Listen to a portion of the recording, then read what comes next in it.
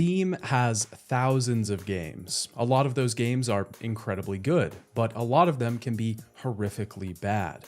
Delving into these libraries will leave you sifting through titles in an attempt to find something worth your while. Scams, cash grabs, asset flips, and even just poorly optimized projects. But if you want to find the real gems beneath the garbage, you're going to have to wade through the muck. That's what I'm here for. Today, I'm going to be taking another look at 10 of the worst reviewed games on Steam. I chose different projects from among the mixed, negative, and overwhelmingly negatives. If you've seen this series before, then you already know that I try to give each game on this list a fair shake. I attempt to see both the good and the bad with each title. My intention is not just to trash all of these poorly received games, but to see where they failed and maybe where they succeed. It's me, your favorite son, and today I'd like to once again talk about bad games.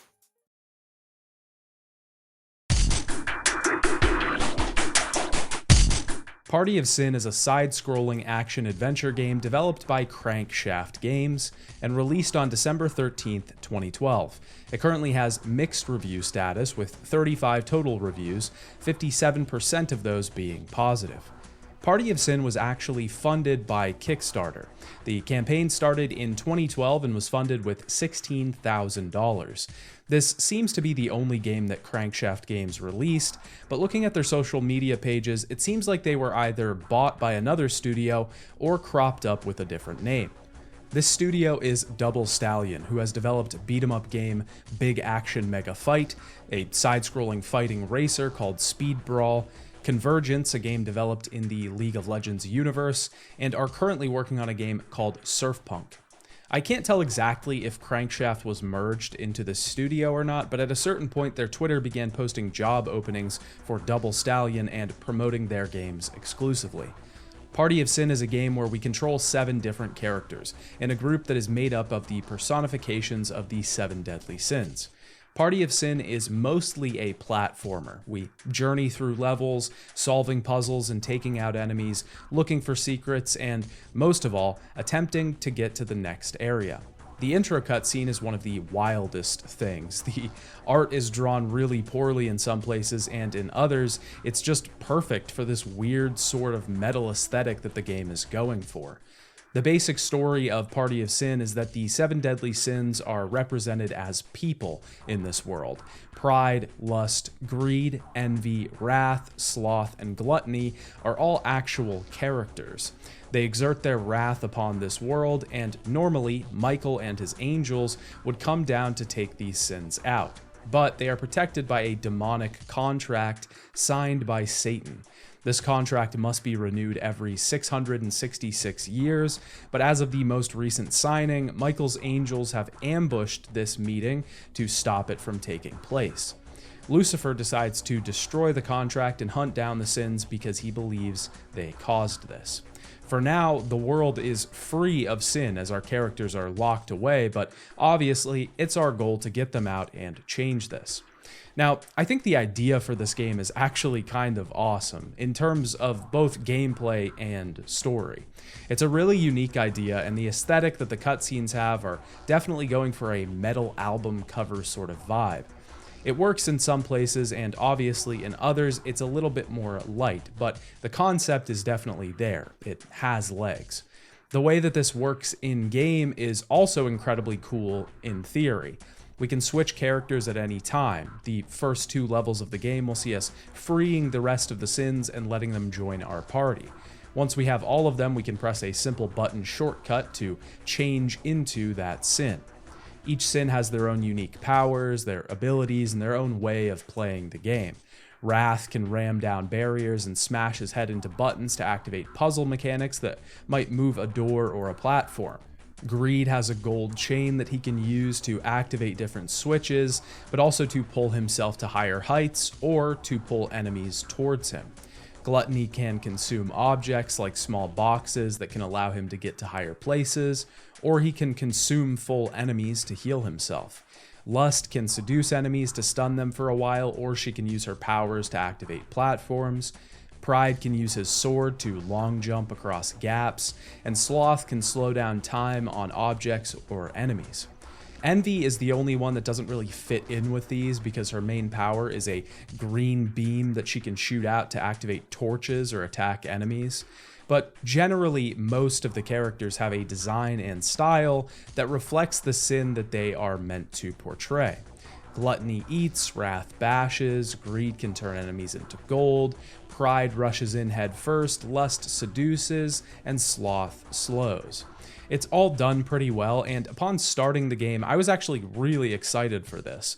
It seemed like the project had a good start with a decent framework and an alright idea made to set it apart from the rest. But most of Party of Sin's failings are in its execution of these ideas. One of my biggest problems with Party of Sin is its combat. Attacking enemies is as simple as pressing one of the triggers. Each of the party have their own distinct attacks, but in general, they all do pretty similar combat damage. It generally takes 3 hits to kill an enemy. Now, by collecting green apples in each level, we can actually upgrade each character's attacks. This can make them stronger, but naturally, they're all the same strength. It would make a lot more sense and make the game more mechanically diverse if each character approached combat in a different way. For example, maybe Sloth naturally slows enemies when hitting them instead of using a separate action. Maybe Gluttony's attacks are slower. Maybe Wrath and Pride have the strongest attacks at a base level. Things like this would make the game feel more open and like there were different approaches to combat, but combat overall just kind of felt like an afterthought to the game. And it's strange because there's actually a ton of combat integrated naturally. It just doesn't feel like it has the depth of systems as interacting with the environment does. There are certain sequences in the game that do just fail because of poor design. A specific section where we have to ride a platform down a lava river and knock enemies into the flowing magma by using Greed's hook and then dropping it really quickly is absolutely abysmal. Getting the timing right here is paramount, but there isn't enough of a telegraph for us to do it reasonably well. But there are actual highlights in Party of Sin. There were puzzles and moments when I genuinely didn't know how to proceed. I would get stuck for a while trying all manner of different things to make the puzzle work, but I just couldn't get it. And in this series, I would generally assume that the game is just broken or has poor design, but then eventually it would click, and these were the moments where the game felt like it was taking its ideas all the way, like it was succeeding on what it set out to do. But these moments just weren't as common as the game feeling poorly designed. I will say that Party of Sin surely is better than most of the games that I've played in this series. It isn't perfect, a little bit of a diamond in the rough, but I can totally see what they were going for here, and that's worth at least something.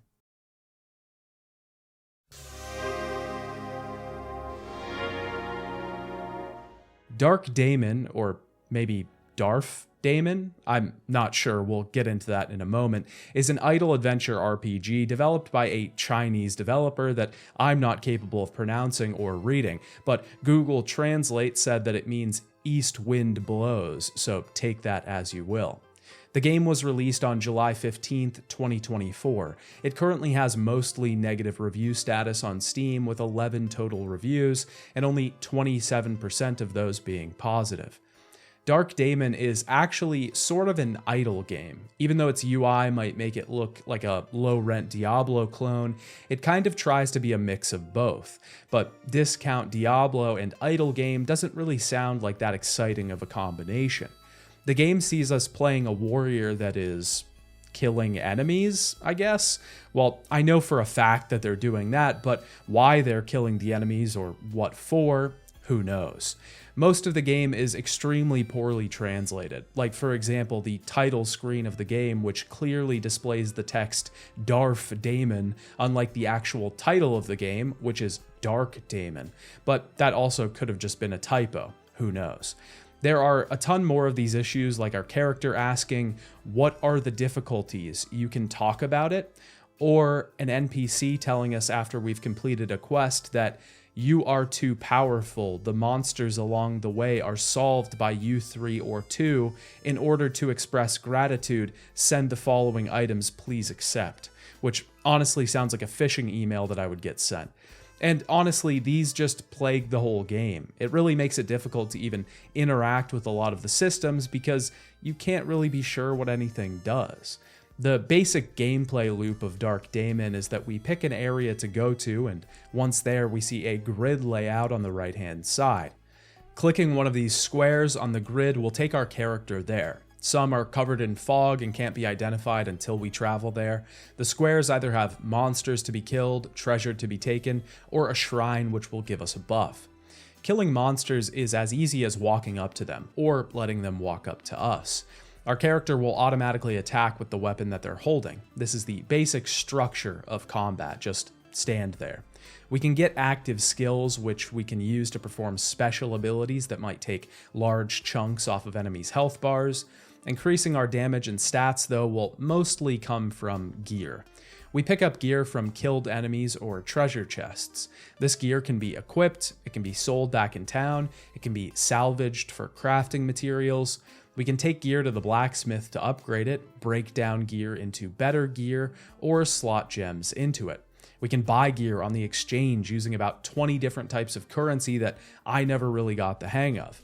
The amount we can actually do here to adjust and craft gear is insane, but I could never actually inspect my gear when it was in my inventory, forcing me to trust the little green arrow on the side of the equipment that signals to me that it is in fact better than what I have equipped. Now, there's a lot of things wrong with this game, as you can probably tell. First, a lot of these mechanics are not really introduced to you, they just show up and then you have to figure them out in broken English tooltips. The only reason you really know what's going on is because you've probably seen these mechanics in games before, so nothing is really original. The idea of this game, if it actually worked well, is something I would unironically play for quite a while. It's nothing amazing, but personally I could see myself getting slightly addicted to this little loop. But that's only if the upgrades were satisfying, if the mechanics worked, if skills actually made sense. The other biggest problem is that when we are hit by an enemy, our attack is interrupted most of the time. So this means that if you're being hit by more than one enemy, your attack is greatly slowed. This creates a situation where if you're in a fight with more than 2 or 3 enemies, you're just screwed. You can barely attack them with your basic attacks, your skills don't activate fast at all, and you're just taking damage while giving no damage in return. This causes your health to slowly drain, and if you happen to have enough health potions, you might be able to tank through this, but if not, you're dead.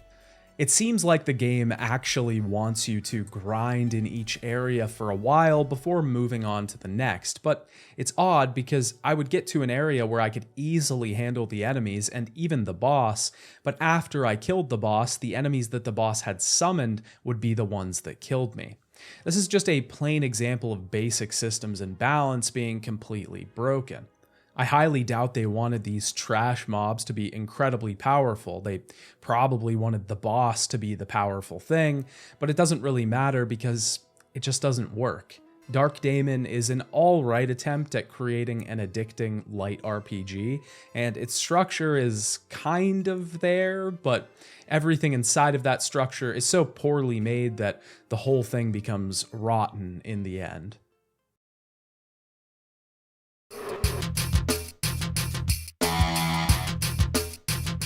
Dead by Death is a game developed by Wilsh and is seemingly their only game. It was released on July 18th, 2018. It currently has mostly negative review status with 18 total reviews, with 27% of those being positive. Dead by Death might be one of the most punishing games that I've ever played. Oh, okay, that's not true, but it is stupidly hard for what it is. There's really no story here, we're just thrust into maybe a castle or some underground lair or a tomb, who knows, but we're playing a badass character, a blonde fighter with a mechanical arm. Now, if I absolutely had to guess, I would say this game is probably an asset flip. I have no proof of that because I couldn't find anything in the usual places, but for some reason, a lot of the art just doesn't really mesh in terms of style. Some of the enemies are really cartoony mummies, and then there's just a random anime kid with a gun and wings. Some of the foreground tiles look like they weren't meant for what they're being used for, and they just don't blend in with everything else. Again, I could be wrong, but this is my feeling on playing the game. Dead by Death is very simple though. The game plays like a classic platformer. We jump around the area, defeat enemies in our way, try not to get hit, collect coins while we travel, etc.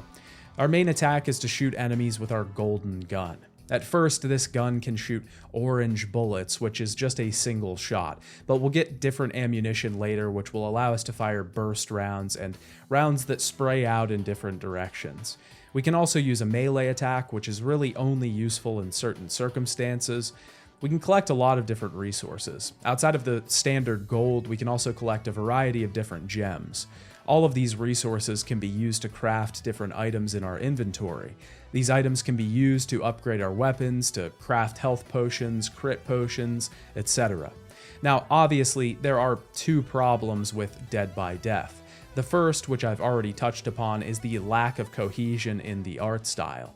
I'll just assume for the purposes of this that it isn't attributed to buying separate assets, and if that's the case, then the enemies and the monsters need to feel more tied in with the place that we're at. There's also the fact that a lot of the enemies are just straight up rip-offs of Castlevania enemies, which is never really good. Also, a lot of the images, like the HUD and the stage select buttons, are just stretched to all hell, so they look really pixelated, while the rest of the HUD or even the world looks very clean. It's just not a good look all around and makes the game feel a bit cheap. The other big issue with Dead by Death is that it's just damn hard. Not every enemy is exactly a one-hit kill, but a lot of enemies will take off half your health just by touching them. Now, this isn't terrible in theory because we can find potions around to restore our health, and we can craft them if we have enough resources. But they require a ton of resources to craft, and they aren't dropped all that often in the game. So then the game really becomes this balancing act of trying to literally never get hit. You just have to retry the levels over and over so that you can ace it, making it all the way through without being touched. And that's a bit more of an old-style design choice, and it's certainly possible that's what the developer was going for when they made this. But in my opinion, it doesn't really work here, especially when the jump and controls are just so floaty. You really need some precision for that kind of thing. At the end of the day, Dead by Death doesn't really have a lot going for it, and there are other games that are doing the same thing, but a whole lot better.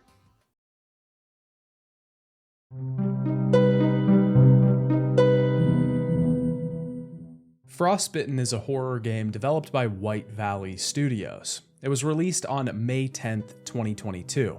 It currently has mixed review status with 40 total reviews, 57% of them being positive. Now, before I start my criticism, I want to include the caveat that this game is free. So even though I have a ton of things about this game that I really don't like, at the end of the day, it's not taking money from anyone or trying to scam them. It's just there because someone wanted to make it. Frostbitten is a first-person horror game set in the snowy forests of White Valley. Our character happens to be a park ranger who is looking for another ranger at his station. As we venture through the forests, we eventually find that he is not there, and something strange is lurking in the woods. We now have a bigger goal, to find out what the hell is going on and why these strange tree beasts are stalking us. Now, the first criticism I have to volley Frostbitten's way is the fact that its voice acting is just so rough. The other characters in the game aren't too bad, but the main character is just really tough to listen to. Hey Thomas, are you doing all right out there? Other than this terrible storm, I'm just peachy, sir. I hear you, kid. Can't see jack with all this snow. Every line is super rushed, and the recording just sounds like it was done at a desk without any editing to make it sound like it was in the space that the game is in. The delivery is also just super monotone, so it never really adds anything to the scene or the character or the tension for that matter. The other big issue is that the game is just really buggy. It's more often than not that we'll get to a situation where we need to pick up an item, and we either don't see the prompt to interact, or even worse, we do see the prompt to interact, and nothing happens when we press the button. It's just incredibly annoying to have to do small movements, shifting back and forth to try and get the thing to actually work. Most of the things we pick up are small notes or tapes, and they don't really have a ton of bearing on the story. We can pick up bandages that will heal us if we happen to encounter enemies and take damage. In the beginning of the game, we're mostly just walking around and reading memos until we encounter our first enemy. Now, this might sound strange, but Frostbitten has a blink mechanic. Toward the bottom left-hand side of the screen, we see a meter representing how long until the next time our character blinks. We can do this manually, and it'll be important in a moment. The enemies in Frostbitten will only move if we can't see them, sort of. And this is where the game's biggest flaw presents itself. The characters should only move if we can't see them, but once we get a certain distance away from them, they will begin moving regardless. So I assume this is a distance thing rather than sight. The blink mechanic theoretically should let us time our blinks so that we can get away, or so that the enemy can't move, at least while we're close. But this doesn't really work, mostly because the enemy doesn't really conform to the rule in the first place, but also because the concept is really flawed. Staring at the enemy forces us to walk backwards, and if we don't know the map, then we're left stumbling into fences because we can't find our way without looking. I did realize at a certain point that we're meant to look back and keep it frozen for a while and then turn around and run, doing this back and forth, but in my opinion, this sort of removes a lot of the natural tension from the game and from the idea in general. In my opinion, I really prefer atmosphere that is closer to asking yourself the questions, what's in the dark, or what's behind that noise, etc. The nagging worry and imagination that comes with sound and atmosphere. That doesn't mean that facing creatures head on will never be scary, but in this instance, there's just a little too much of it. This is all to say as well that I think the idea for Frostbitten is pretty good, and there's probably something there if you could do it right, but it just seems like it was a little bit too complicated for this developer to execute really well. Like I said before though, the game is free, and there's really nothing wrong with this being out there at the end of the day.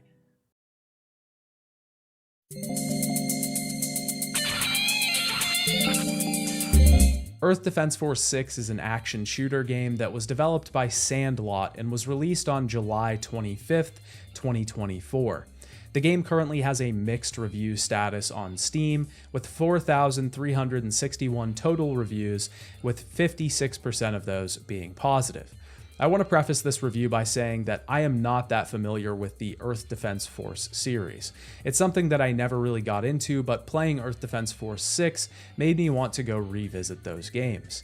The series started in 2003 and has generally always been about shooting/blowing up big alien monsters and being as over the top as it possibly can. From the introductory sequence, I gathered that Earth was invaded by beings from another planet, but previously the alien mothership was destroyed, and the beings that are left here now are stranded. At the beginning of EDF 6, we get a pretty long tutorial that was just like way too much for my liking. I'd honestly rather just get into the action, and the game felt like it drew this out for way too long. That being said, once I did get into the action, I really enjoyed my time with this game. I mean, it's hard not to love it. We basically exterminate these alien forces, which there's a massive variety of, ranging from 50-foot-tall frog creatures with guns to huge ants that swarm us endlessly. The game is just insane, and the scale is easily the coolest thing here. We can also take out buildings just by shooting them, which is incredibly satisfying. The whole game just seems built around the idea of letting the player have as much fun as they can. And I can totally see the appeal of this series. From what I've seen, that's what people enjoy from these games. They're over-the-top style, fun action, satisfying gameplay, good combat, etc. And EDF 6 really does have all of that in spades. It's just a damn good time if you want to shoot some stuff. So why exactly does the game have a mixed rating then? Now, the main complaint that I've seen about this game is that it requires an Epic Games account to play, and this is an entirely valid thing to be upset about, especially if this kind of thing is a new addition to the series. Then as a developer, you won't do a great job competing with your previous entries. And this has become a lot more of a large issue recently, especially with Sony requiring players to have PlayStation Network accounts for things like Helldivers 2. It's a huge issue in gaming, and I can completely understand people wanting to speak out on it. Outside of that, though, I haven't seen too many people complain about the actual gameplay. I have seen some sparse complaints about it not having that many upgrades over EDF5, which I can't confirm if that's true or not, but those are pretty few and far between. Personally, I think the game itself, third-party accounts notwithstanding, is pretty good. It's something I can actually see myself playing in the future, and I'd recommend it if you like this wacky type of action. But I'm not a big fan of forcing people to make other accounts to play your game.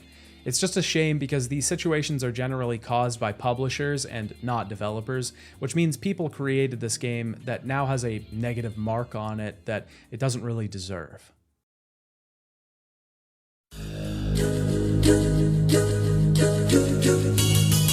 Human or Virus is a third-person shooter created by another Chinese name that I can't pronounce. At this point, I probably should just learn to speak, read, and write Mandarin. It was released on March 12th, 2021. It has mostly negative review status on Steam with 11 total reviews and 27% of them being positive. Human or Virus is a game about killing zombies, or rather humans that have been turned into beasts by some sort of virus. We are put into a map with 2 AI teammates, and we have to complete various objectives like getting inside of a lab and then interacting with stuff, or fixing up a train, all while fighting off hordes of zombies. Now, like some of the other foreign language games on this list, Human or Virus has a ton of translation issues. Just a ton of these problems sprinkled throughout the entire game. It's bad enough that half the time I had no idea what the game was even trying to say. Like the Chapter 1 loading screen that says, "Our rescue team has arrived at laboratory, ready to compulsorily explore the laboratory to obtain virus research data." Or the tip at the bottom of the screen, "The new crown vaccine cannot purify madness." This seems to be some sort of tooltip for the game, but I have literally no idea what mechanic that's in reference to because it never shows up as far as I could tell. There's so much of this stuff in the game. There's even a global message box at the bottom of the screen that alerts us when we've killed special enemies that says things like, "The gas bag has been killed," when we kill enemies that emit gas. The game overall is just really janky. Each level sees us completing a bunch of objectives, all of which consist of interacting with an objective and moving along, or interacting with an object and waiting for its automated process to complete. While this happens, we have to defend ourselves from massive groups of zombies. So massive, in fact, that they begin to pile up outside of gates and buildings. I thought this part, or idea from the game, was kind of cool, especially in levels where zombies are just falling from rooftops because there's so many of them. This horde sort of design makes things a bit scarier and makes the onslaught of enemies a little more imposing. But in a game where you're killing thousands of zombies in each level, you would imagine that the shooting is at least good, right? Well, this isn't really true because most of these guns feel like we're shooting airsoft rifles rather than real ones. It's some of the least satisfying shooting I think I've seen, and most of that is in the feedback from the gun, the sound that it makes. Most of it is the little bells and whistles that you put on the thing, but those matter. We can also use a melee attack that the AI in the game seem to really love doing, but it doesn't do much and has a really long animation, so it just never seemed like there was a right moment to use the thing. The game also just has a ton of bugs. Trying to interact with stuff can be really finicky. The AI characters are constantly popping into our location. The zombies are constantly popping into the map. And while I did praise Human or Virus for its choice of horde enemy design, I don't think that's even that revolutionary. Even if it was, I don't think it can excuse everything else the game doesn't have going for it. It sure doesn't even out the scales in the slightest. Even if the game worked pretty well, it would probably still just be pretty boring. It's not like this idea hasn't been done better a million times in a ton of different places. The premise is flawed, the execution is pretty abysmal, but hey, it starts up and runs, right? Human or Virus sort of represents the bare minimum for this kind of thing. It's software and it happens to work and display images and react when you press buttons. That's kind of the best thing that I can say about it.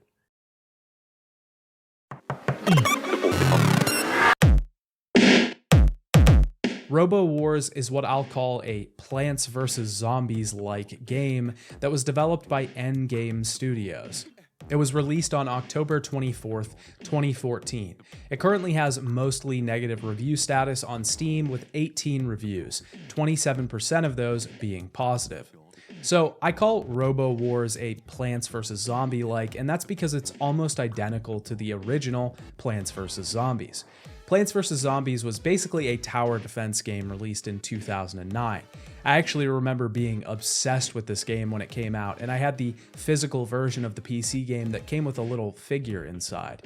The game itself is very simple. We use sun as a resource to plant our defenses, which will shoot at zombies that are trying to walk on our lawn from the right side of the screen. The goal is to protect the house and not let any of the zombies get all the way to the left. The gist of the game is to balance resource-producing plants with defensive plants. This ensures that we have enough resources to build defensive plants continuously, but also have enough defensive plants to keep us from getting killed. The game gets more complex as it goes on, with tons of plants being introduced that can change the way that we play the game, nighttime being introduced as a concept so that we're forced to use plants that don't use as much sun, and a lot of mini-games. I replayed this game for this review, and it actually still holds up all these years later. It's a very simple title with a lot of really good elements. The design of the zombies and the plants are both very distinct so that we know at a glance what sets it apart from the others. Robowars functions in mostly a similar way. We lay out resource-generating structures that give us energy. This energy is then used to place turrets that will defend our base from being captured. Robowars has a ton of problems and mostly functions as a generic version of Plants vs. Zombies. I do want to point out first that the intro cutscene is one of the wildest things that I've seen. Most of the art is just really off-putting, like, what the fuck? What the fuck is that? There's a particularly funny shot of a group that has gathered at some sort of demonstration, and the building just has flags that say war. Like, is the enemy just building a platform on war, or are they called war? Or do these people all just really like war? Basically, there's two organizations that are at war over unidentified resource A, and that's the Robowars for you, folks. But the game's biggest mechanical problem is in just how unbalanced it is. We reach a certain point in the game where our turrets just aren't doing enough damage to stave off the enemies, and we just can't produce stuff fast enough to keep the forces at bay. Now, there's a big difference between Plants vs. Zombies and Robowars. In Plants vs. Zombies, you use sun to plant almost everything.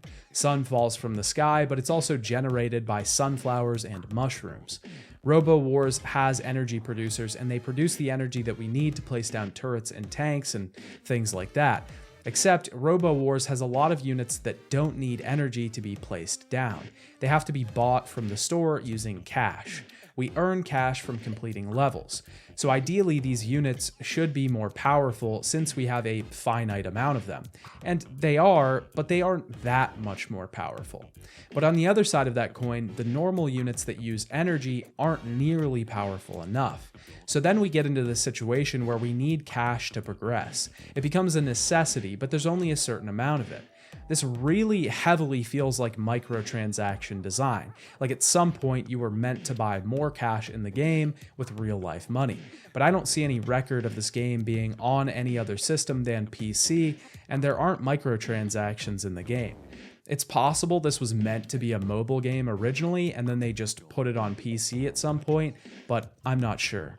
Either way, it makes the game almost impossible to progress in, eventually just soft locking you out of the rest of the project because its systems aren't balanced properly. And on top of that, its aesthetic design and style have nothing on the originality of Plants vs. Zombies. None of the units really feel that distinct outside of telling the difference between a tank and a turret or something. The art isn't used very well to note game mechanics. It's all just really bland.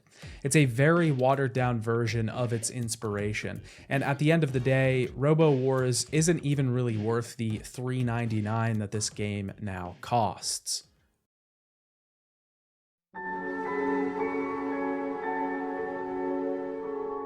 Sand to Surf is a sports action game developed by Golden Sand Games. It was released on April 24th, 2020. It is currently at mixed review status on Steam, with 46 total reviews, 56% of those being positive. I would like to state here that Sand to Surf is also free. Again, I will criticize the game based on design and what I liked or didn't like, but at the end of the day, it's a free game, so it isn't taking money from anyone's pockets. Sand to Surf, for the most part, sees us traveling across sand dunes with a small sort of hoverboard. Our goal is not really clear, to be honest. It seems as if there's some sort of blight upon these dunes, and our goal is to fix that. We do this by approaching large gatherings of this blight, and sometimes our character smashes through them, ridding the place of this particular plague. But other times, we end up getting swallowed by the blight and we're killed. I wanted to like this game right from the get-go because, honestly, I love any sort of game where you can be on a board, get speed, and do tricks. We can surf these dunes and gain speed naturally, or use these boost crystals that float above our character's head. At certain points, we'll be chased by the blight, and if we're caught, we have to restart from a checkpoint. Now, surfing the dunes overall is actually pretty fun. The game has a lot of bugs and jankiness, so this doesn't always work as well as I'd like it to. Sometimes we naturally float through the air and don't land well. Sometimes we get stuck above the sand and can't touch the ground until we fiddle with the controls. Other times the jump doesn't seem to register and we just fall straight down. It's kind of odd, and I could never really get it to fully work, but when it did, it felt really cool. We can't exactly do tricks or anything like that. We're mostly just heading from point A to point B and jumping. But just the surfing is honestly pretty fun. But the game really starts to break down the further that we get into it. This is probably because the game was in early access and was never released in a 1.0 edition, so these bugs never got fixed, and the beginning of the game feels just a bit more polished than the rest. But as we progress through and have to start outrunning monsters, it just doesn't work. On long stretches, we'll naturally run out of boost and just won't be able to move forward, as we're left to be a nice treat in a sand monster's lunch. The game's biggest issue is that it doesn't naturally guide the player where we need to go. I'm not exactly asking for a massive giant waypoint on the screen, but using the environment in clever ways can nudge a player in the right direction, so that they know where they should be going without directly telling them. This game doesn't really have that, and it doesn't even really do a good job at telling the player where to not go. Oftentimes I would wander into areas that were off limits and would kill me, but I would have never guessed that I wasn't supposed to be there, because the game just doesn't really prioritize environment design. There were some things that I liked as far as the overall aesthetic went, like this stone head being magically reconstructed after we clear a part of the blight, but there wasn't a lot of this overall. And again, I do think this is a shame, because I think with some polishing work, I could have honestly put a ton of hours into this game. Give me a game where I can surf sand dunes on a board and maybe do some spins, and I'm there. Hell, I'd even pay for that. But Sand to Surf just has a lot of problems, whether they're technical, whether it's because the game is trying to be too many things all at once. It's just a pile of problems that's built on a pretty damn good idea.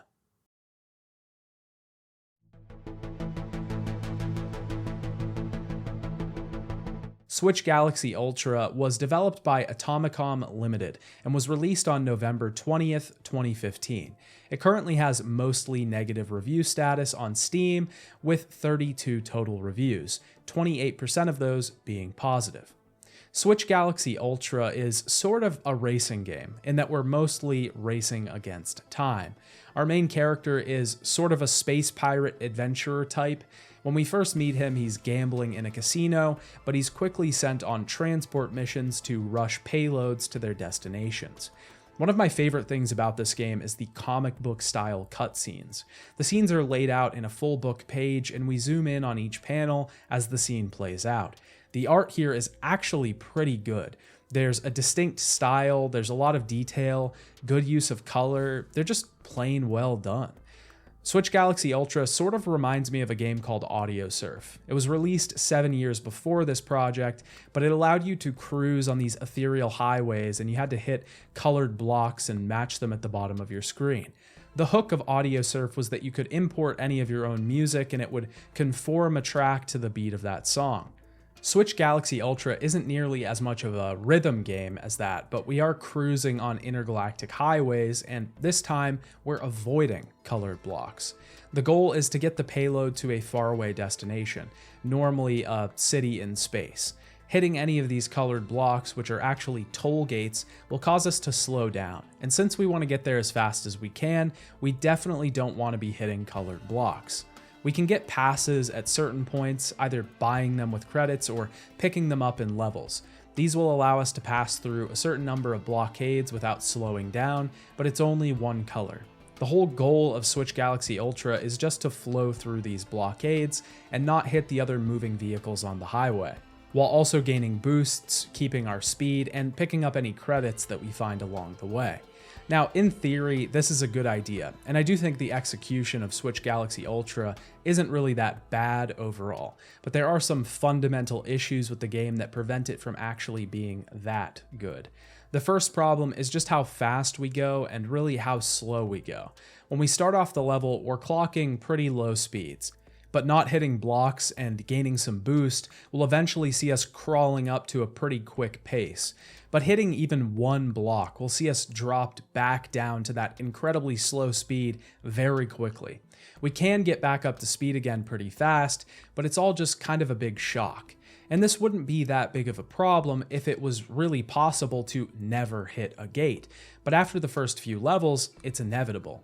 Hitting the gates is just something that you're going to have to be okay with, because at certain points you will be going far too fast to switch between lanes quick enough to not hit gates. And again, this would all be fine if these two issues weren't combined. You could solve this by either slowing down the max speed, which in my opinion would be less fun, or by removing the frequency of the blocks so that it's possible to never hit them. The other problem is just the way that some of the tracks are designed. There are certain areas that literally don't give you an option to not hit a gate. And I'm not talking about all of the tracks being covered with gates, forcing you to hit them, because the developers thought that one out. They usually will give you a gate pass that allows you to go through 3 colored gates right before a section like this. What I'm talking about is after you go through a portal. Oftentimes near the end of a level, you'll head through a portal which will take you closer to the destination you're headed for. Most of these portals have gates right on the other side that you can't have foreseen, and they appear far too fast for you to actually avoid them. It's kind of annoying because on first try of the level, it doesn't feel like we could have done anything differently to have prevented this. There's also the fact that some of the curves in the tracks cause us to not be able to see the level before we arrive at it, therefore not being able to be prepared for what's coming. It's a lot of little things, but they add up in the grand scheme of the game and prevent things from ever really gelling together that well. I will say that I did enjoy the customization options in the game. You can upgrade each of your ships and you can also get new skins for them, most of which were pretty cool. And that's kind of rare for me because unless the design is really well done, I rarely ever want to go out of my way to unlock skins for something. But a lot of these ships have unlockable color schemes that honestly reminded me a bit of the color palettes in the Destiny games. Overall, Switch Galaxy Ultra can be kind of fun. It isn't terrible on the whole, but it does have fundamental issues that prevent it from really working cohesively with itself. It's preventing itself from really being something that I could sink my teeth into.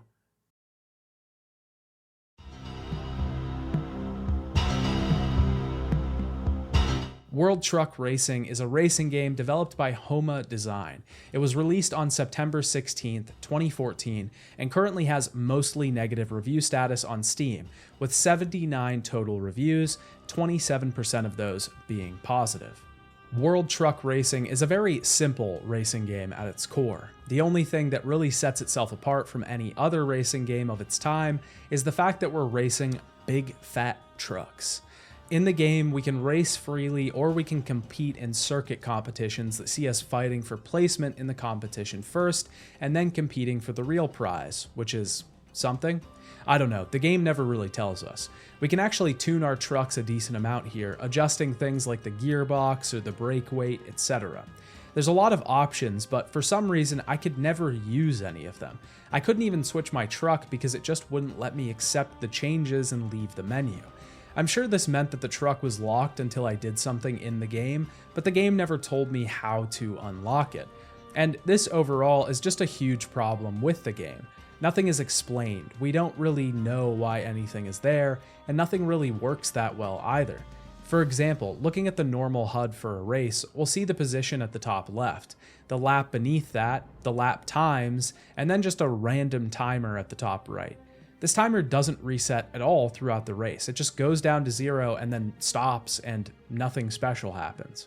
Maybe I'm the dumb one here, but I just never really figured out what this was, and the game doesn't tell you. Also, there's the fact that the rest of the UI, like the position number for example, is just constantly wrong. I figured out pretty quickly that most of the time, the position number will only update once you've completed a lap. So for most of the race, it's just incorrect in telling you that you're in last place when you're actually in first, for example. Sometimes it just says lap 1 or lap 2, but doesn't tell you how many total laps there are. Other times it does tell you how many total laps there are, and at first I thought this was a difference between the placement races and the actual final races, and this was consistent throughout my first 2 competitions, but then it flipped, and it was the other way around. The game is really just so broken at its core. There's so many things that you can't even rely on.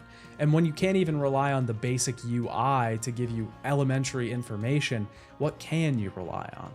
Also, we have to talk about the driving because it's just terrible. First of all, we're driving big, massive trucks, and for some reason, these things go so fast. I mean, when we're at full stop in a sand pit, for example, we'll gas it back on the road and jump back up to like 50 miles per hour instantly. We can get up to somewhere around 160 miles per hour when we're going at top speeds, but these things still drive like trucks, and these trucks weren't meant to turn at those speeds. The controls in this game just really suck. You're constantly sliding all over the road, and it takes a while to figure out how to even reasonably stay in first place. It's funny too because the AI can't even drive the vehicles properly. They're constantly crashing into each other and causing accident jams on the road. I can't even say that the game feels like driving on ice because it actually feels like riding on a skateboard on top of a beach ball that's sitting on a car that's driving on ice. There's also the fact that the trucks just sound terrible. They make this constant loud rattling noise that we have to hear all the time. So the game just sounds like this nonstop.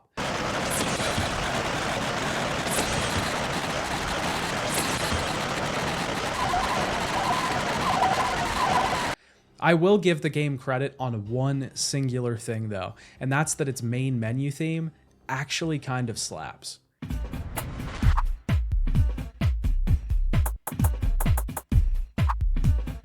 World Truck Racing is really nothing special. At first it was kind of funny because of how bad it was, but once I figured out that you could just drive mostly off-road and wouldn't really ever have to turn and slow down, the game just became really boring. I saw one review on Steam claiming that it was even worse than Flat Out 3, and I don't think I'm quite ready to give it that mantle just yet, but it still isn't a good racing game. With that, we've taken another look at 10 of the worst reviewed games on Steam. If you have any suggestions for poorly reviewed Steam games that I should play, be sure to leave them in the comments below. Also, massive shout out to my Patreon supporters. I appreciate every single one of you. If you're not already signed up over there, I'd highly recommend checking it out because I offer early access to videos and extra content where I generally talk about old PS3 games that I've been playing. Also, it's just a fantastic way to support the channel overall. That's all for today. I'll see you next time. Bye now.